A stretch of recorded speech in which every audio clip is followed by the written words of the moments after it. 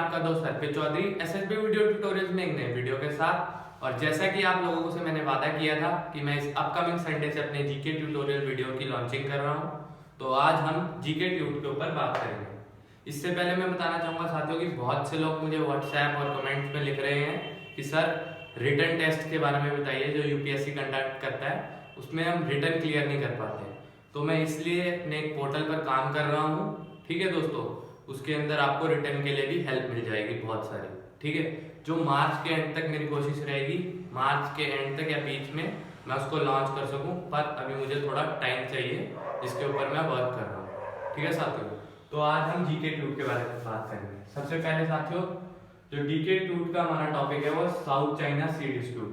देखिए साथियों ये टॉपिक मैंने इसलिए चुना है पहले ट्यूट के लिए क्योंकि ये सबसे ज्यादा इंपॉर्टेंट टॉपिक है इंटरव्यू पॉइंट ऑफ व्यू से, लेक्चरेट से और जीडी से। मतलब मोस्ट कॉमनली ये आ ही जाता है, एसएसबी के अंदर पूछा जाता है। इंटरव्यू में तो बहुत कॉमन है ये टॉपिक, इंटरव्यूअर आपसे पूछता है साउथ चाइना सी के बारे में बताएं मुझे, ठीक है। इसलिए मैंने मेरी कोशिश रही कि सबसे पहला टॉपिक में यही उठाऊं, ठीक है दोस्तों। इस वीडियो में जो हम बात करेंगे वो इन 5 एस्पेक्ट्स के बारे में बात करेंगे, ठीक है। तो सबसे पहले हम स्टार्ट करते हैं। देखिए दोस्तों जो साउथ चाइना सी है वो है कहाँ पर, पहला क्वेश्चन ये है, ठीक है। ये रहा हमारा चाइना, ये रहा वियतनाम, ये ब्रुनेई, ताइवान, फिलीपींस, ये बे ऑफ बंगाल और पैसिफिक ओशन, ठीक है दोस्तों। ये जो सारी कंट्रीज है ये एशियन का पार्ट है, ठीक है। एशियन एक ऑर्गेनाइजेशन है, आप उसके बारे में विकिपीडिया पर पढ़ सकते हैं, मैं लिंक डाल दूंगा डिस्क्रिप्शन में। ये एक ऑर्गेनाइजेशन की सारी कंट्रीज है, ठीक है। साउथ चाइना सी जो है ये इनके मिडल में है, ये रही साउथ चाइना सी। तो आप देख सकते हैं कि सारी कंट्रीज जो है इसके आसपास लोकेटेड है, ठीक है। तो प्रॉब्लम तो क्रिएट होनी है, और जो सबसे पास है वो फिलीपींस है। मतलब ये सारा एरिया फिलीपींस का और टच करता है साउथ चाइना सी के साथ, ठीक है। तो यहाँ पर साउथ चाइना सी है। अब इसकी इंपॉर्टेंस क्या है?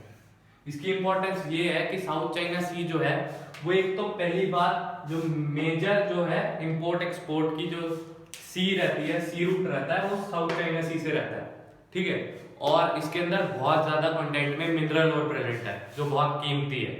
तो कोई भी कंट्री चाहेगी नहीं कि उससे जो राइट है उसका छीना जाए वो साउथ चाइना सी से। ये बहुत ज्यादा इंपॉर्टेंट है। और इंपोर्ट एक्सपोर्ट के लिए भी, मतलब देखिए आप खुद ही सोचिए, Pacific Ocean, Bay of Bengal, इनके बीच में से जो सी जा रही है वो बहुत इंपॉर्टेंट है क्योंकि ये दोनों लिंक करती है, ठीक है। तो आप इसकी इंपॉर्टेंस समझ सकते हैं। अब डिस्प्यूट क्या है, ये सबसे इंपॉर्टेंट है। देखिए दोस्तों अभी जो अगर हम पुराने टाइम में जाए, ठीक है, तो जो साउथ चाइना सी का राइट था वो फिलीपींस के पास था 75%। बाकी जो 25 था वो बाकी कंट्रीज में मतलब बटा हुआ था। मेजर पोर्शन था वो फिलीपींस के साथ था क्योंकि हर एक कंट्री की ना बाउंड्री के पास उसका एरिया डिवाइड होता है नेवल बाउंड्रीज के साथ। मतलब ये एरिया है, ये हमारी कंट्री है और ये सी है, तो कुछ एरिया तक हमारी वो प्रॉपर्टी है, उसके अंदर कोई कंट्री नहीं आ सकती। और जो फिलीपींस के साथ था एरिया, ये टच हो रही है तो इसके पास ज्यादा एरिया था साउथ चाइना सी। तो अब प्रॉब्लम कहाँ क्रिएट हुई? ये सारी कंट्रीज तो छोटी छोटी है, इनको कोई प्रॉब्लम नहीं थी, प्रॉब्लम थी चाइना को, क्योंकि चाइना बहुत ही ज्यादा लालची नेशन है, ठीक है। आपको मैंने कश्मीर वाली वीडियो में बताया था कि पता नहीं क्या इंटरेस्ट होता है चाइना को हर बात में। तो चाइना ने इसका तोड़ ढूंढने की कोशिश करी, उसने अपना जो हिस्ट्री खंगाली, मतलब हिस्ट्री अपनी ढूंढी, और उनको लगा कि यहाँ पर पहले जो उनकी हिस्ट्री की बुक्स में लिखा हुआ था चाइना कंट्री की कि इधर एक ना 11 डैश लाइन होती थी पहले पुराने टाइम में, वो डिवाइड करती थी साउथ चाइना सी को। तो 80% जो था यहाँ पर 80%, ठीक से लिख देते हैं इसको, 80% जो रीजन था पहले टाइम में वो चाइना के पास था, साउथ चाइना सी का। तो उन्होंने सोचा अगर 80% लेके हम वर्ल्ड के पास जाएंगे कि हमारे पास 80% रीजन है तो गलत लगेगा। फिर उन्होंने चेंज कर दी अपनी डैश लाइन को। पहले यहाँ 11 डैशेस लाइन थी जो डिवाइड करती थी, ये देख सकते हैं आप। ये अब जो मैंने लगाई हुई है ये 9 है, तो उन्होंने 2 डैशेस अपने मिटो दिए, मतलब अपनी हिस्ट्री के हिसाब से उन्होंने डिलीट करवा दिए और यहाँ थे वो 2 डैशेज, तो ये भी इंक्लूडेड था रीजन, तो उन्होंने ये 2 डैश निकाल दिए और 65% अपना शेयर दिखा दिया। ठीक है, तो अब जो शेयर रहा 9 डैश लाइन के बाद वो 65% रहा साउथ चाइना सी के ऊपर, चाइना का। तो अब चाइना वर्ल्ड के सामने आया कि भाई हमारी तो हिस्ट्री की बुक्स में लिखा है कि 9 डैश लाइन है हमारी और 65% जो रीजन है हमारा वो साउथ चाइना सी है, तो फिलीपींस अपना राइट क्यों दिखा रहा है उसके ऊपर। ठीक है, तो अब फिलीपींस को प्रॉब्लम हुई, तो चाइना यहाँ पर अपनी नेवल एक्सरसाइजेज शुरू कर दी चाइना ने साउथ चाइना सी के अंदर बिना फिलीपींस को इन्फॉर्म करे। तो फिलीपींस बहुत ही छोटा देश है, उसको प्रॉब्लम हुई तो उसने पीसीए के पास गया, वो परमानेंट कोर्ट ऑफ आर्बिट्रेशन। ठीक है, पीसीए के पास गया, उसने कंप्लेंट फाइल करी कि चाइना ऐसे ऐसे हमारी नेवल बाउंड्रीज के अराउंड आ रहा है, उधर जो है नेवल एक्सरसाइजेज शुरू कर दी है उसने, तो आप कुछ कीजिए। तो पीसीए ने अब इन्वेस्टिगेशन शुरू कर दी। तो उसके बाद 2005 में पीसीए ने इन्वेस्टिगेशन शुरू करी और 2012 में रिजल्ट दिया कि हाँ भाई चाइना बिल्कुल गलत है और फिलीपींस सही है, तो चाइना को अपनी नेवल एक्सरसाइजेज बंद करनी पड़ेगी, सी में अपने राइट्स दिखाने बंद करने पड़ेंगे। पर चाइना ने अब इसका भी तोड़ ढूंढना शुरू कर दिया। चाइना ने क्या करा, चाइना ने अब पीसीए के बारे में पढ़ना शुरू करा, परमानेंट कोर्ट ऑफ आर्बिट्रेशन के बाद। तो चाइना ने जब पढ़ा पीसीए के बारे में तो उसे पता लगा कि इसकी तो ज्यूरिसडिक्शन ही नहीं है। ठीक है, इसका कोई राइट नहीं है हमें बताने का कि हमारा साउथ चाइना सी पर राइट है कि नहीं है। मतलब ज्यूरिसडिक्शन का मतलब ये हुआ उसकी कोई औकात नहीं है, एक समझ लीजिए आसान भाषा में, पीसीए की कोई औकात नहीं है हमें बताने के लिए कि आप साउथ चाइना सी से हट जाइए। ठीक है, तो चाइना ने उसकी बात नहीं सुनी पीसीए और अपनी कंटिन्यू करी नेवल एक्सरसाइजेज।